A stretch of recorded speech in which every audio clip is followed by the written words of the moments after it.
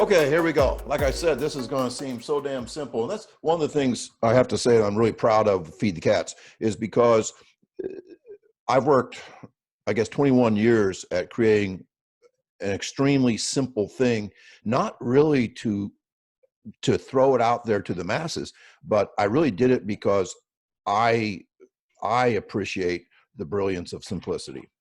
And but the great thing that I have found are the maybe hundreds of programs across the United States that are feeding the cats now, not as a copy and paste program, but they're just a way of cooking. And right now, I'm going to kind of tell you the recipe that I use, but the recipe is always evolving. Once you understand the cooking part of it, that's really the true essence of Feed the Cats. And people have just had amazing success all over the country doing this. So here we go with the specific stuff in the off season. And now the off season for us might be different than the off season for you. Mainly, I'm talking about the winter here. So we are going to build a speed reserve in the off season. We are not going to worry about endurance. So this is exactly what we do on a Monday. We have a speed day. We do 0 warm up. We do 10 speed drills. And when I say speed drills, they're not just A skips and B skips and things like that. We do an acceleration. We do prime times. We do bounding. We do all kinds of stuff. So it's not just the mock drills or something like that. But we're probably more intense. And I probably coach harder during those 12 minutes than any coach that I know. Then we run 3-time sprints. They can be 40s, they can be 10-meter flies. We have 7 different metrics that we use, but the main ones are the 40s because of football, and the 10-meter fly because it is the KPI of 12 track events, maybe more. So some guys, they're pretty good in the 40, are real good at pushing out, but they'll never break 12 in the 100.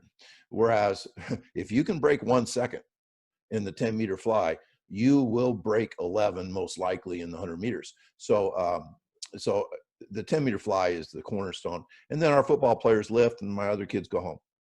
That takes, if I have 40 guys, that takes 45 minutes.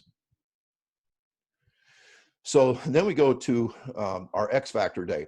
Because I do not believe you can sprint every day, we have to have something different to do on our off days. Now, Charlie Francis would say he would do that silly tempo shit. And I do think tempo is a bad word. I hate it. So there's an absolute for you, Ryan. And I haven't had a beer yet. But anyway, I believe that tempo stuff messes with your mechanics. It demoralizes your sprinters. Your cats don't like it. And more than anything, I want track to be liked. And I succeed in that every damn year.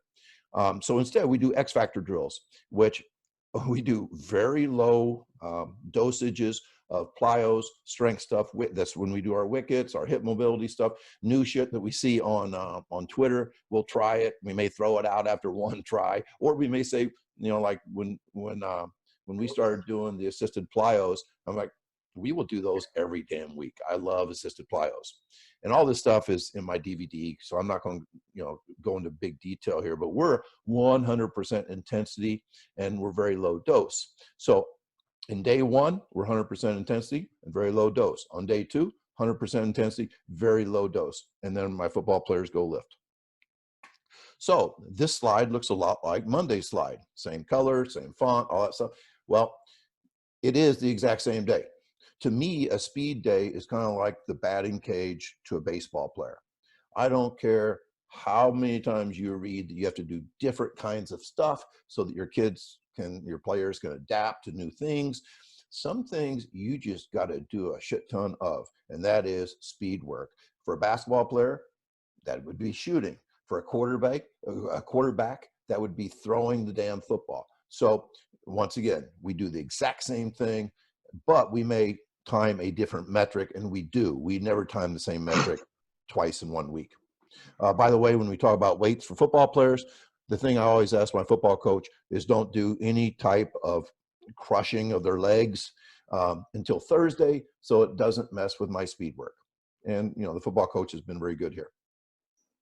So now we're back to an X Factor day, but the difference is we will not do any of the same exercises on Thursday as we did on Tuesday. We want X Factor day to be an adaptive day. We want to challenge them. Many of the things, like we'll do wickets every week. You know, we'll do hurdle over and unders every week. There are certain things we do all the time, but we like to introduce a new thing here and there. And once again, you'd probably be disappointed that we don't work harder on these days. Now, this is off season. Friday, Saturday, Sunday, we take off. I mean, cats sleep 20 hours a day, and kids love to go home after Friday. And this is another reason why they love my program. Now, you know, there may be people out there that think, oh yeah, critical mass system's the greatest thing in the world. But I guarantee you this, your kid would like my program better than critical mass, because they will get home every day about an hour after school's out. They get to go home on Fridays. They have sprint holidays, and we're still going to kick people's ass. My goal is to train with minimum effective dose. Now, I started thinking, geez, people are going to think I'm a cocky bastard or something the way I talk, but I'm kind of evangelical about this stuff, because like I said, I had 4 kids that went through miserable high school sports programs where they did not come home happy. They came home tired. They came home and didn't talk to us. They went to bed at night without food. I mean, it was very hard as a parent to watch that shit going on. So I say we would never want to burn the steak. My own experience in high school back in the 70s, the steak was burned every damn night in practice. I ended up on that downhill curve every single practice in football, basketball, and track. I take that back. Late in the season, they'd back off a little bit. But during the first 3 quarters of the season, it was a grind, and they acted like it was, that's the way you're supposed to do it. So, so yeah, I never want to burn the steak. I will always want to err on less and make sure that we appreciate small gains and happy and healthy athletes. So this is how we start training in season. You know, the off season, pretty damn simple. We sprint 2 days a week. We do X Factor 2 days a week. That's all we do. So in the season, our goal is we must learn to sprint further, because in the off season, we have never run more than 5 seconds. Never more than 5 seconds at a given time. We've never done any exercise for more than 5 or 6 seconds. So what we want to do in season is learn to sprint further while staying happy and healthy. And I think the whole survive the season is a key concept in high school track, because if you try to jam workouts down kids' throats, they may not be ready for it. But if you put happy and healthy as like your mantra, you know, that then all of a sudden you will stop doing that to kids. So we need to learn, once again, a little overview of in-season programming. Moderate exercise never leads to high performance. That's why we don't do tempo. Tempo is moderate exercise. Sprinting should replace running. We never run a lap in practice. My kids have not run more than 200 meters in practice in the past 21 years. Never let today ruin tomorrow. Never burn the steak. Tired is the enemy, not the goal. We want to produce racehorses. I know Ryan talks about racehorses, but racehorses don't do tempo. Rather than be 100%. Now, hold on a second. When you're a Triple Crown horse, those races are very different. And that's why it's hard to win the Triple Crown, because you got to do a lot of different stuff. Well, my 3 champions that I trained in the Kentucky Derby never did any tempo, okay? I'm kidding. I wasn't a trainer. We would rather be 100% healthy and 80% in shape than the other way around. We actually get aerobically fit without doing aerobic work. This blows people's minds, because they have read in the damn USTA certification courses that are all bullshit, that you have to focus on long, slow distance or you know, like 8 200s or something to get aerobically fit. You don't have to. You can actually get aerobically fit in the weight room, believe it or not. You can crowd together anaerobic work to get aerobically fit. I skipped one there. Aerobic focus interferes with maintaining and increasing speed. That's why we don't do tempo. We eliminate conditioning. We eliminate in shape. We eliminate general fitness. We just don't do it. We don't even like to talk about it. We practice fast and intense, not long and hard. I know a lot of track coaches practice for 2 hours. If we ever, no, I mean, this is kind of funny. We actually are done with practice before the girls team is done with their damn team meeting. I don't know what they do in their team meeting, but you know, they'll have like they used to, I have to say that we have a new girls coach now, but they used to have a team meeting that lasted almost an hour to start every practice. I believe that the disciplined pursuit of less is just absolutely incredibly important, that we have a Protestant work ethic in this country where we reward more, and we have to get away from that. That as soon as you cut practice time down in half, you will have a practice that's twice as good. That's just going to happen because you don't have as much time. You're going to coach harder. Your kids are going to work harder. And the foundation of high performance is always rest, recovery, and sleep. And if you're, a believer in hard work, if you're a believer in hard work, then you're going to skip rest recovery days. You're not going to talk about sleep enough. And yeah, that's a huge thing about Feed the Cats. So in season, all sprinters, that's like 12 different events here that we're talking about, all hurdlers, relay guys, all that stuff. This is our general plan. On Monday, we will typically have an all participation type meet with 3 or 4 schools. And I really believe that your best athletes, at least my best athletes, get more out of a very strategic lactate workout that we'll talk about soon here, rather than to compete in that meet. However, if that Monday is a 75-degree day in the spring with blue sky and no wind, we're going to run in the damn meet, because you don't get many of those days in Illinois. So I am not saying you don't ever run 2 meets in 1 week, but I do really like lactate workouts before your best guys. On Tuesday, we'll take the day off. That means we go home. We have a sprint holiday. My 37 sprinters would be going home on Tuesday because there's a 48-hour hangover after a lactate workout or a track meet. This is good for the body and very good for the mind. On Wednesday, we'll do a speed thing that looks just like what we do in the off season. On Thursday, we X Factor, just like we do in the off season. On Friday, we'll do speed. Usually our 4x1 team, instead of being timed 3 times, we'll do handoffs. And then on Saturday, we'll have a meet.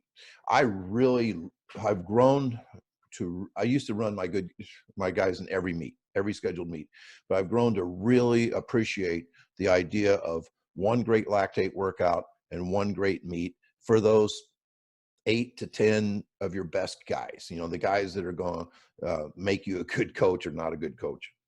And then, of course, we take Sunday off. By the way, Clyde Hart would encourage 30-minute runs on Sunday. So this is what it would look like. This is coded green is off day. Code green is off. Code yellow is never let today ruin tomorrow. Those are speed workouts and X Factor workouts.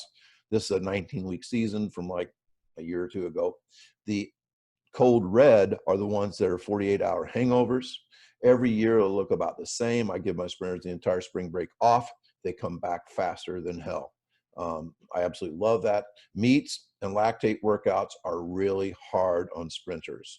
You notice that we do not have more than 2 reds in any week, except for a weird week, like the 16th week, but I can explain that to you. So how do you cook? Why do we have this thing? All right, so how do we cook? No more than 2 lactate events per week.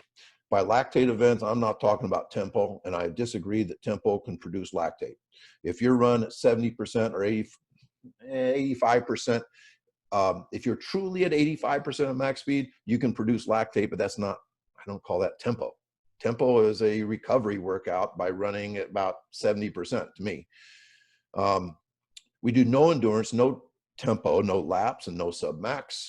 Our total off days a week is 2 or 3. I really love 3 days off a week. I know Gabe Sanders at Stanford had 4 days on the track, 3 days, nothing at Stanford. And he did an amazing job with his sprint crew. And yes, that includes his 4x4. We always take an off day after a lactate workout. If your athletic director thinks that your job is first and foremost to be a after-school daycare person, then you bring them in and you do belly breathing and rollouts or something. But you just cannot bring them in and work their butt off the day after. And you may say, well, gee, at the state meet, they gotta work hard on Friday and Saturday. So no. I mean, my guys, like I say, they're going to be better on Saturday than they are on Friday, and we don't ever practice hard 2 days in a row. Our overarching in-season mission is survival. I want all 37 of my sprinters to be 100% healthy at the end of the season. When I think we'd gone 5 weeks when COVID shut us down, and that 5 weeks, after those first 5 weeks, 37 kids were at 100%. All 37 of my sprinters were 100% healthy. RPR is hugely important in that. And we started doing RPR in practice this year, which is another story, but I loved it. Our secondary mission, besides survival, is to stay fast. I don't think you're going to get faster during the season, but you're going to stay fast. Why don't you get faster during the season? Is because you're doing lactate work. And lactate work is not building your speed. We do work at sprinting farther, and we really, really work at those pillars, happy and healthy kids. Harry Mara said we want to get to the line 80% in shape and 100% healthy rather than the other way around. I think that 90% of track programs around the country try to get 100% in shape, and they end up being 80% healthy. I believe speed creates endurance, and endurance, notice I didn't say does not create speed. I said it negates speed. That endurance, if you run like these silhouettes up here, you are actually hurting the speed of your sprinters. That's why we don't do running that looks like that. My friend Latif said if you improve your submax, no. If you improve your max speed, you improve your submax speed. That's absolutely the definition of speed reserve. And that's the first time I'd heard that 8 years ago. I like to say if you train 100 miles per hour, then 80 miles per hour feels comfortable. If you train at 60 miles per hour, 80 miles per hour will wear you out. And this is kind of interesting here. This is Marcellus just cruising the 400 in his first track meet of last year. And he was fine, even though he'd only had 2 lactate workouts and just a whole bunch of sprinting.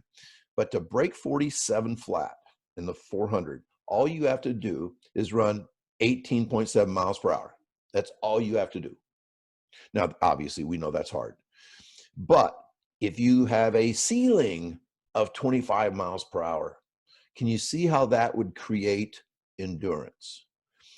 To me, that is essential to see that. That's an absolute, that the higher your max speed, that if Marcellus Mora could run a 4.1840, which he has, I wonder how many 4.740s he could run. 1,000? I don't see how, it'd be like infinite. So that high ceiling will create incredible speed capacity and incredible speed endurance. So let's get to the strategic specifics. This is as specific as I could possibly get. This is what I call the lactate war zone. Even though I would run sometimes 12 200s in practice when I was 16, 17, I never looked like this after practice. And here's the reason why. If you have your kids running even 8 200s, these guys would run 8 200s in about 28. There would be 0 lactate produced, 0. It would be aerobic or lactate threshold work, 0 lactate produced. But these guys all ran 23s and 24s and 25s with 3 minutes rest. So spiked up and competitive and fast. And this is the way you feel. So if you say, oh yeah, we're getting all this lactate work done, but your kids don't look like this right after the 3rd run, then I really question if you're really getting into that acidosis level of work. You might just be doing tempo. Now, Tony, I got to jump in. Okay. The kids may want to feel like that. The kids may want to do that. But one of the things in my program is we just don't allow that. You know, why not? Because there's no need to go to the ground. What? There's no need. I get my kids to go stand up, lean on a fence, you know, go sit down. I never let them lay on the ground, because if you allow that, then we're continuing to feed this idea of weakness, whether they want to do it or not. You got to get them comfortable. I guarantee you, Ryan, my kids aren't weak. Oh, I know. I'm not saying your kids are weak. Well, my kids lay down after a lactate workout. You're missing my point. We all feel like crap in that situation, every single one of us. But you're never going to get through that if you don't challenge that behavior and force them to get through it. It's just like, can you compete at a high level when everything is pressure and comfortable and tired and you want to give up? What we should do is mentally, it's not about the physical. I got it. Every one of my kids feels like that, but you just don't allow it. I hate when I see all those pictures of everybody lying on their back. Why? Because that makes us look like track sucks, just like you said. Instead, I want my kids to walk off, whether they feel like crap or not.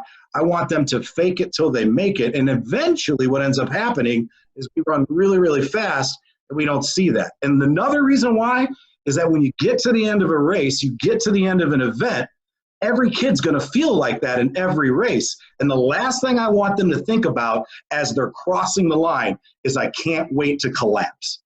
So my kids run fast and they feel like crap, but just a little point that I have to give it to you on, that I think we would all better in the track and field community if we just asked our kids, hey, I know you're tired. Come on, pick them up. And I do. I lift my kids up. I say, let's go walk over here. Let's go lean on the concrete wall. Let's go sit down.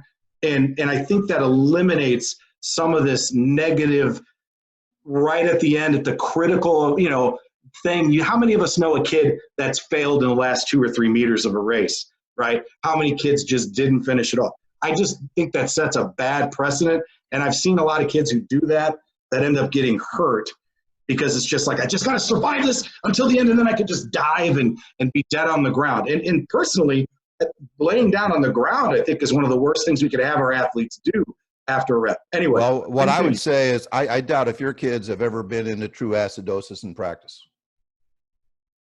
There you have it. Well, considering the fact that I have the state record in the 4x8, I can tell you that those kids were in acidosis plenty, and we didn't finish like that. And we don't have a lot of injuries. And we have really mentally tough kids. And I believe do we. I know you do. But what I'm saying is, no. You're trying to tell me that's a poor choice. No, you're trying to tell me that if I let my kids look like that after a lactate workout, that they're not going to finish races and they're not going to be mentally tough. And both of those things are false. So let's talk more about I think we're doing a disservice. So there you go. To be truly lactate, I believe you have to run at goal 400 pace or faster. Now, this is actually Clyde Hart believed that you could run slower than goal pace for 300 meters and get into acidosis. And maybe you could get into acidosis barely at a pace that's like a 55-second 400 or something. But we never do that. We're always at goal 400 pace or faster. We go 15 to 25 seconds of sprinting with incomplete rest. Hey, Tony. By incomplete rest, I'm talking about I do not want them to feel fresh for their next rep. I want them to have a little bit of poisoning going on before they get into that next rep. Yeah, goal pace 400 faster, 15 to 25 seconds of sprinting, incomplete rest. But we must have enough rest to repeat the previous rep. So by trial and error, I have enough rest built in to allow the kids to do it. Now, will a kid run the first one too fast? Yeah, one time they will. One time they will, and then they will learn what they have to do. As a matter of fact, I say that my lactate workouts, teach kids what the 400 is all about. And that is fast, but not too fast. You must be poisoned before starting the final rep. Like, for example, you could not do 3 half-ass 200s and run the 4th one super fast and call that a lactate workout, because the true lactate workout is running through acidosis to build up biochemical toughness. We never allow failure. If you look at my workouts, we will have about 98 or 95% of my guys complete the workout. They do it correct for their own speed, all that stuff. So it's really important that you do not allow a kid to fail. Our volume is very low. It's between 400 and 800 total meters of sprinting in that day. The key is the speed and the strategic rest in between bouts. It's really important that you sell it. And I come to lactate workouts thinking it's my most important coaching day of my life. And that rubs off on my kids. I sell it to them and I apologize to them that this is really going to suck. You know, you're going to really be hurting at the end, hurting worse than I ever hurt in any practice in middle school, high school, or college. My lactate workouts really hurt. But I'd say this is the time we man up, because we're going to be great in the 4x4. Our goal is biochemical toughness. That's why I don't care about the show horse stuff about, you know, like, oh, you got to stand up at the end or anything, because by God, their bodies are going through some biochemical hell. And that's just what we do. And one of the cool things is that when I apologize to them before a lactate workout, I tell them, hey guys, tomorrow we have a day off. So as they're wondering if they're going to die or not after the third 200, they will think to themselves, tomorrow I go home after school. So that's kind of a key selling point. We literally want to poison our athletes in a lactate workout, but it's a real small dose. It's kind of like aspirin, that 2 aspirin is really good for a headache and 100 is suicide. It's very similar to tequila. You know, like 1 shot of tequila, you might feel great. 3 or 4 start to inhibit the way that you're thinking and acting. And then, you know, you get into double digits and, you know, it might kill you. So that's the way we want to look at this. As hard as these things are, and they are the hardest thing in the world. Like I said, harder than anything I've ever done in any sport are my lactate workouts. But they're so low dose that my kids do fine. I oftentimes tell kids, and we only have, it's usually just my very top athletes, like Marcellus puked usually after a lactate workout. This kid was a low 14 hurdler.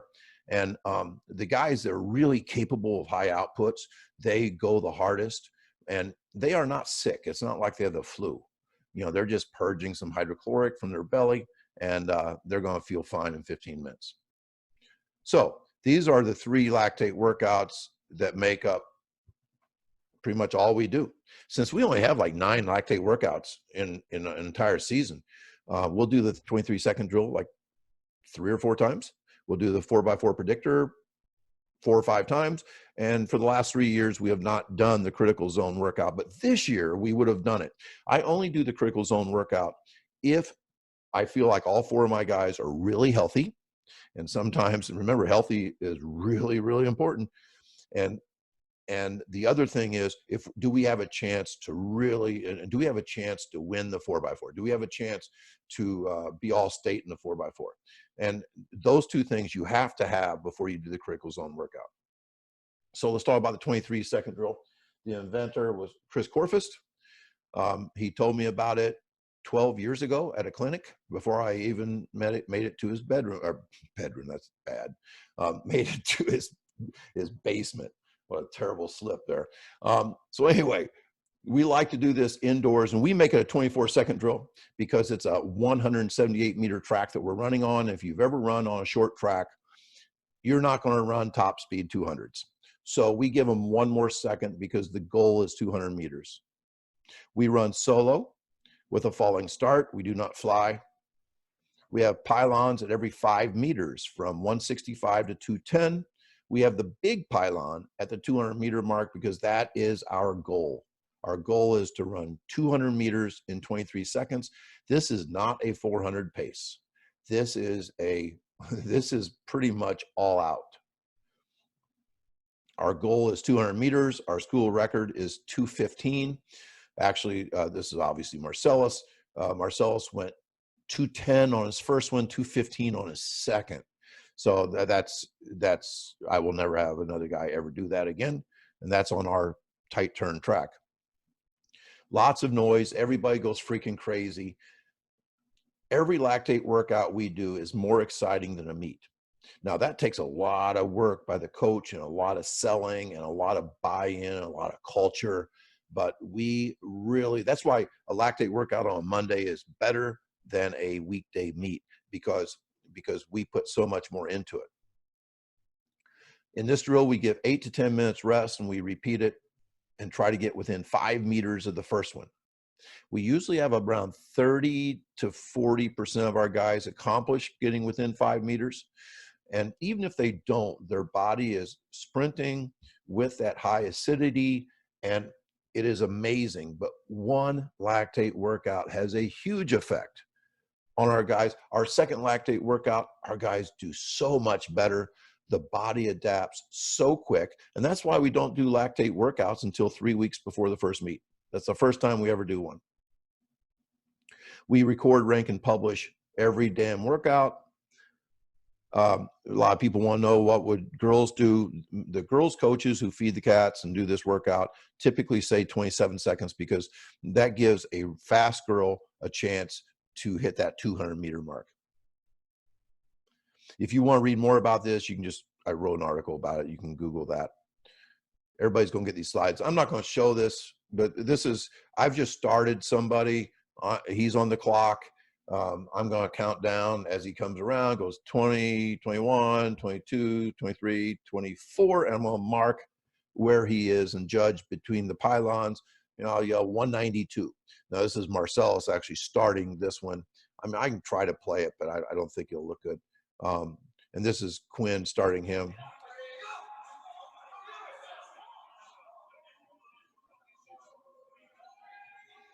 So it looks like a little bit of predator-prey going on here. The sophomore runs like a 23.8 in the 200. Marcellus runs a 20.88.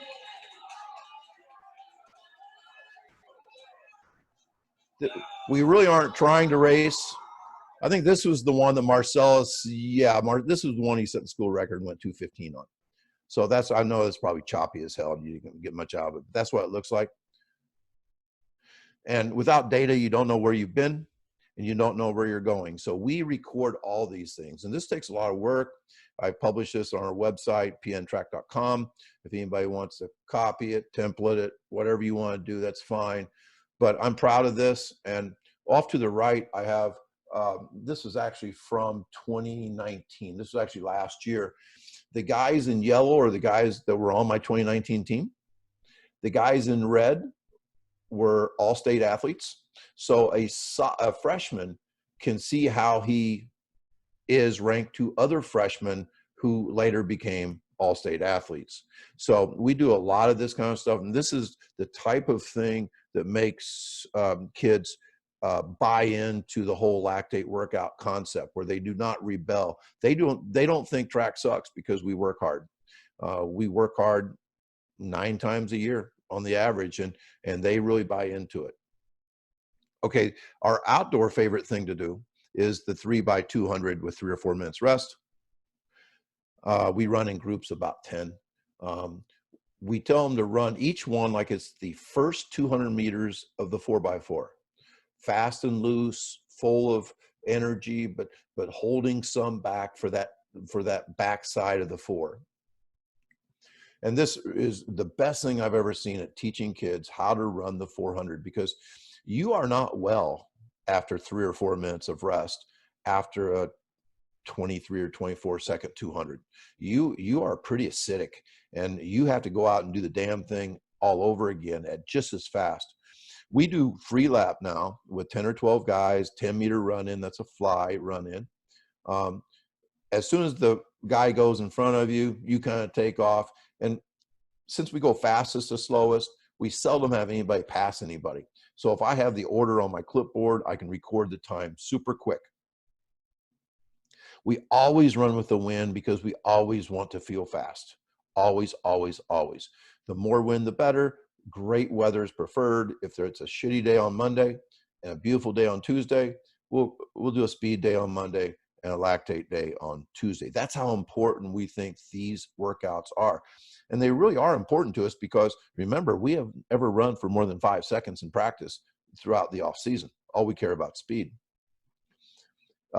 If not done without, if you do it without the free lap, we would run in groups of 3. It's a little bit harder, but you can do it and you can hand time it. The predictor is the sum of the times plus 2 times 0.667 plus 2.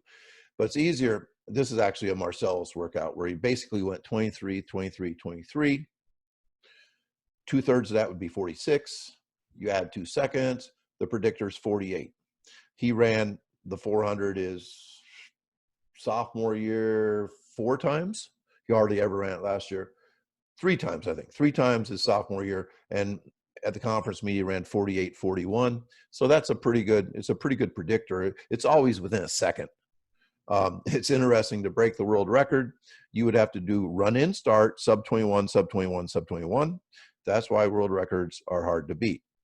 But I bet that Michael Johnson in his heyday with a run in start, this is like a relay split, he could have run a sub 21, sub 21, sub 21, but we know he never ran fast in practice. To keep him healthy, they did a lot of tempo. If you want to read more, once again, I've written a big article about this. And once again, you know, I post everything, we rank it, we put it out on Twitter. Okay, this is the same exact thing, except we are going to do 3 times 150. And since the predictor is simply to add the 3 times, you have to run super freaking fast. So, I mean, like, this is lots faster than our other predictor, but I love it. Save this for a real windy day. If you're walking out and you got a south wind of 40 miles an hour, say we're changing the 600 to a 450 predictor, and we're going to really feel fast today. The same thing, you know, we're going to free lap time at 10-meter run in. Great weather, always preferred, because this is the most important thing we do. You can do this with a drop of a hand type thing, run in start with a stopwatch. And the predictor, of course, is some of the times. So, you know, somebody that's real good in high school might run a 16, 16, 16. Remember, this is a run in start. It's like a relay start. The world record would be 14:33 3 times. But also remember, we're never doing this on a calm day. This is kind of like an overspeed workout. I tell you, you can be a lot faster if you have a 20-some mile an hour wind behind you. And this same workout is in that same 4x4 predictor article that I wrote. And once again, if you don't know, if you don't have data, you don't know where you've been, you don't know where you're going, you don't know if a guy is the same as he was last year or better. This is the last workout, the critical zone workout. Run in start, 200 meters at goal pace. And then we're going to take a 45-second rest. That's not very much. I should say 45 to 60-second rest because it's kind of hard to get the guy back to the line. And then we're going to repeat. We're going to take 8 to 10 minutes rest after that double 200, that broken 4. And then we're going to repeat it. We're going to add the times and divide by 2. So somebody that ran 24, 24, 25, 25, by the way, that's really, really good. But those are run-in starts and everything, would predict a 49 flat in the open 4. We only do this once. And once again, we only do it if guys are healthy and we really have a chance. So approximately 10 days, I think, would probably be the best time to do this. 10 days before. Sunshine, blue skies, and low wind is really important because here you can't run with the wind on all 4 of these because you're run all the way around the track. Like I said, you only do this with your potential star or a star-studded 4x4 team. And if one of your guys has a turf toe or something like that, he's not going to run it. That happened to us a couple of years ago. Our best guy had a sore toe. This was created by a real mentor of mine, Paul Souza, who he was pretty much one of the people who led me to a feed the cats mentality. Now, this is a really important story. This is Kamari Montgomery. Ran these 3 times in a period of 80 minutes on day 2 of the state track meet. It kind of goes into that thing that you can be a feed the cats guy and still be tougher than hell on the second day in multiple races. This guy was coached by John Piero, who had no sprint background at all. He was a thrower in college. He had never sprinted in his life. So he totally did a feed the cats program with Kamari. Totally. Kamari's hardest workout was that one time, that broken 4 8-minute recovery broken 4. Just one time, and it totally sucked. But he did it, and he did it well. And then you probably know him from this. The next year, he ran 44 low and won the NCAAs. At the Penn Relays, he ran the fastest split ever recorded there, 43:38. So he was a real star. And it's interesting, he went to Missouri before he went to Houston, and he won the SECs in the 400 meters indoors.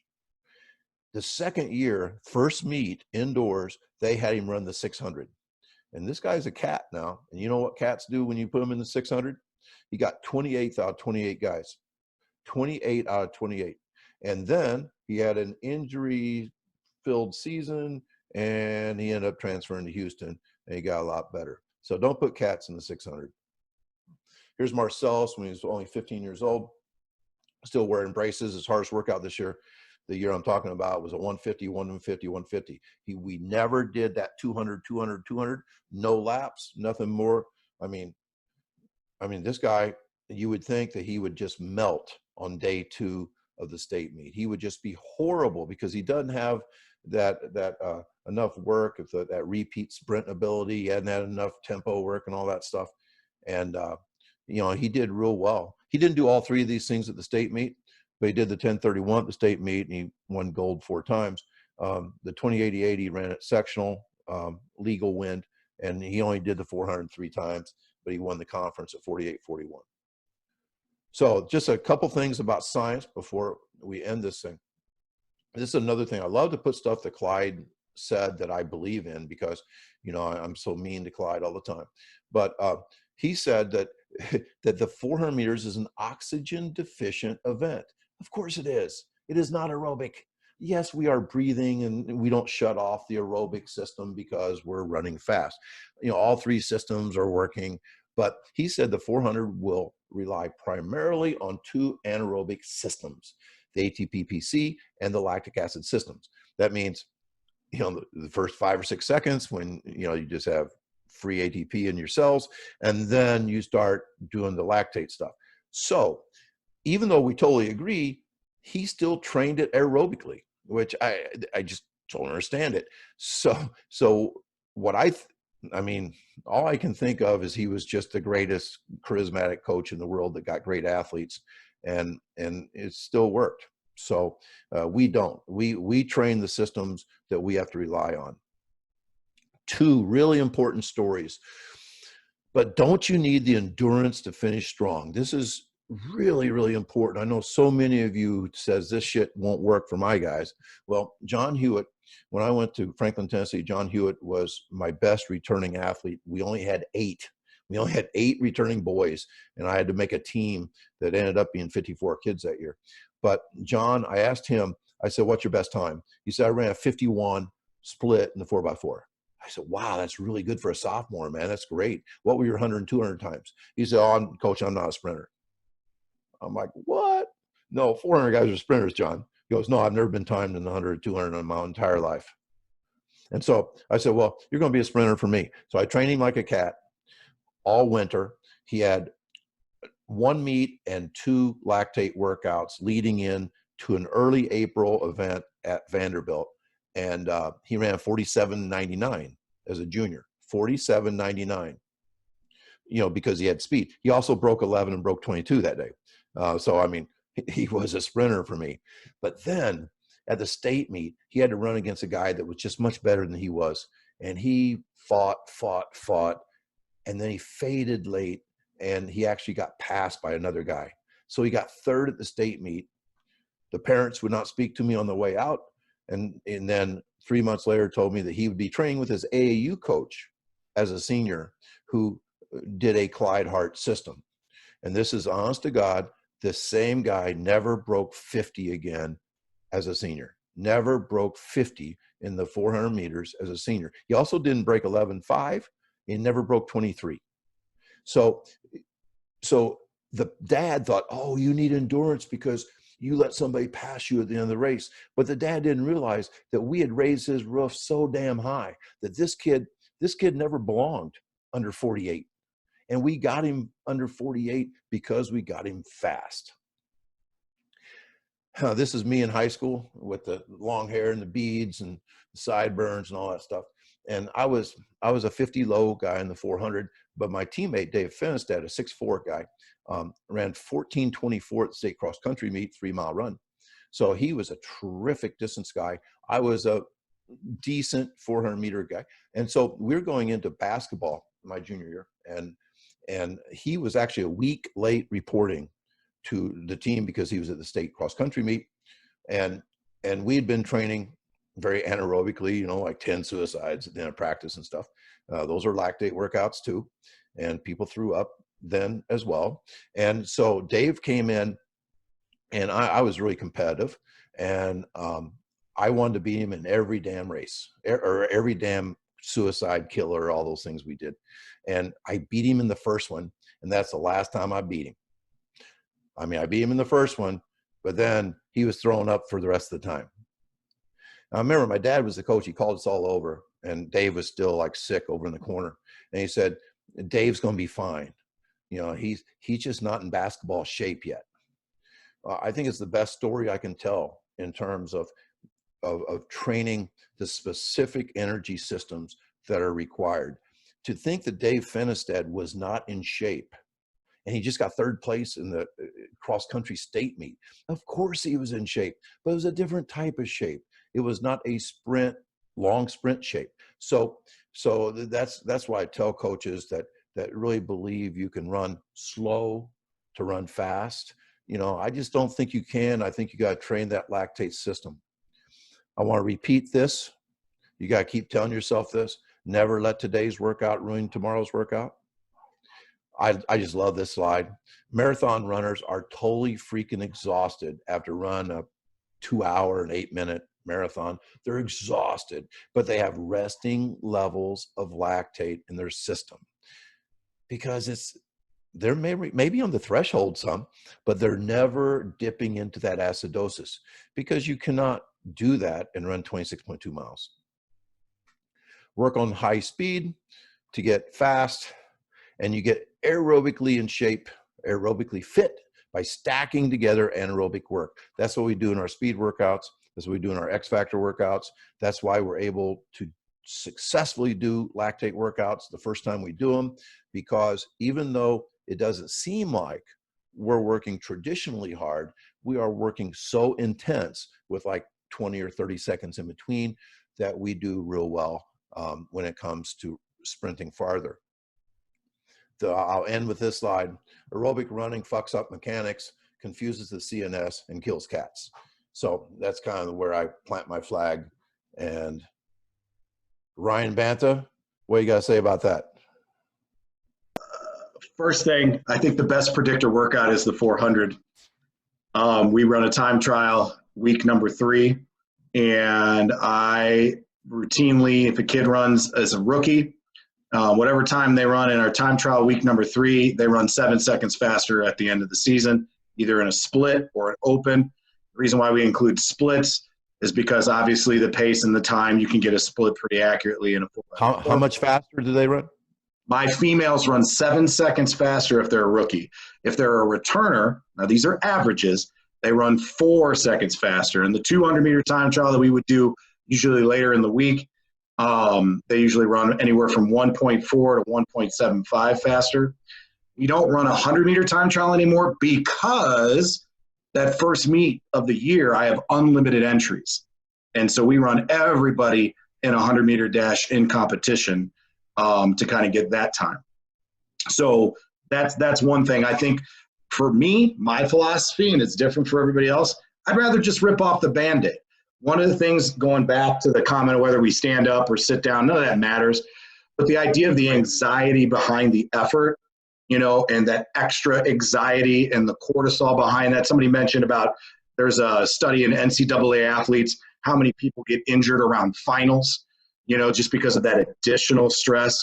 So for me, it's like, look, this isn't even something to stress about. You know, we're going to move past it.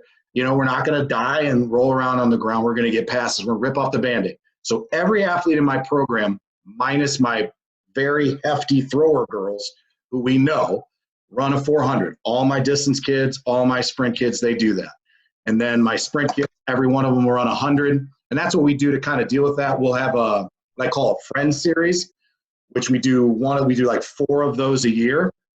And they're unlimited entries. And we do half of the events and no relays, but unlimited entries. So then what we are able to do through that is we can rotate between the 1, the 2, the 4 throughout the year to kind of figure out what their best time is. I'd rather my predictor be what I can see from longitudinal data that I've gotten over years from all of my athletes through that test, that I can kind of predict where they're going to go.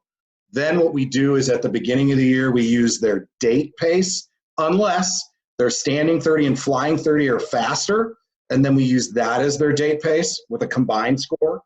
Then as we move about halfway through the year, my prediction is 5% down or a chart down off of running tracks, and then we start racing towards that goal halfway through the season. Days off, I can't give my kids a day off, and there's a couple reasons. Number one, culturally, the kids in my program that might want to be sprinters, but then would also want to be a hurdler or a jumper, a high jumper, a pole vault, or a thrower. We've had, like, our best shot putter last year was on our 4x1 and 4x2, you know, and so we've got to make sure that they get those technical events in as well. And so that's where that team meeting with the coaches and theming up the days is really important, so that we don't blow the kids up and that they get an education in whatever the things they need to do. The other reason why I don't have my kids go home, we have an active recovery day, and it's super light beyond the warm-up. Yeah. But I want to see them, because if something's wrong, there's an injury, they look flat, we have information we got to tell the team. The other girls in the program are like, why do they get to go home and we don't?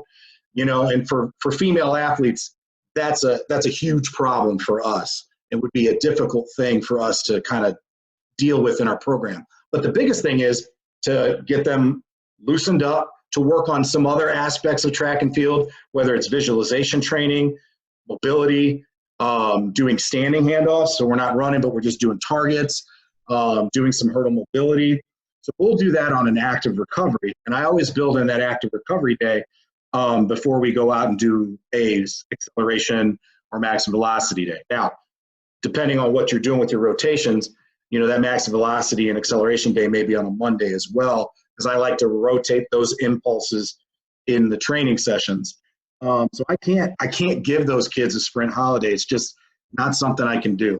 The other thing about, like, popularity of track, our program and the coaches that are from Missouri can attest to this. We have the largest girls sport at my school, you know, and so it really hasn't hurt our numbers working hard, because we just moved past it and we just don't talk about it being hard.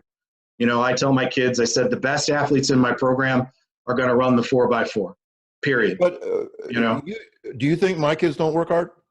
I'm not saying that. You're missing the point. No, the point I'm asking you. I'm asking you. No, I'm asking you. Do I think your kids work hard? Yeah. Yeah. I think they work hard. They have a lot of competitions where they get to I just want to make into sure, shape, and that's hard. But I like to move past the quote unquote hardness factor and do things that just kind of we move past it. We don't have anxiety about running the 4x4. We don't have anxiety about a lactic threshold workout. I don't apologize to them. Do you think my guys have anxiety of the 4x4? I think almost every athlete in every program has Mine some don't. level of anxiety because it hurts. The event So you hurts. disagree with me apologizing to my kids of how hard this workout's going to be? I don't think you need to. Why do that? But again, Maybe this to be is real? my master's. My master's is in positive psychology.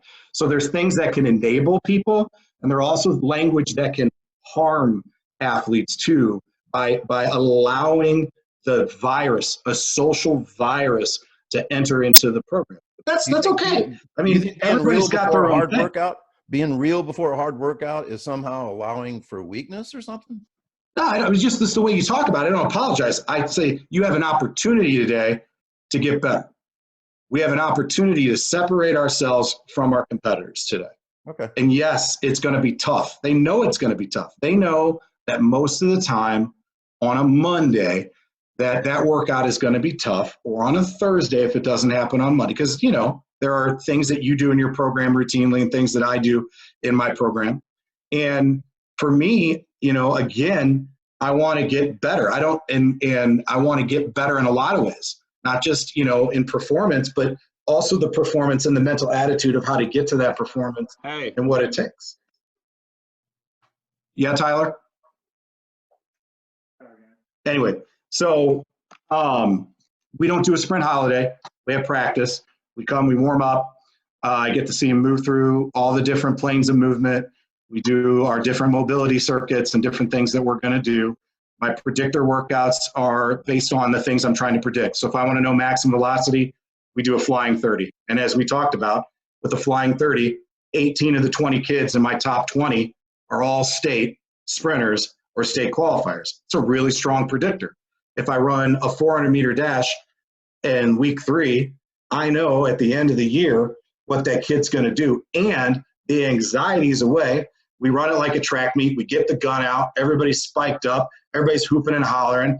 And I go with what the flying 30 and the standing 30 kind of say as fast as kids.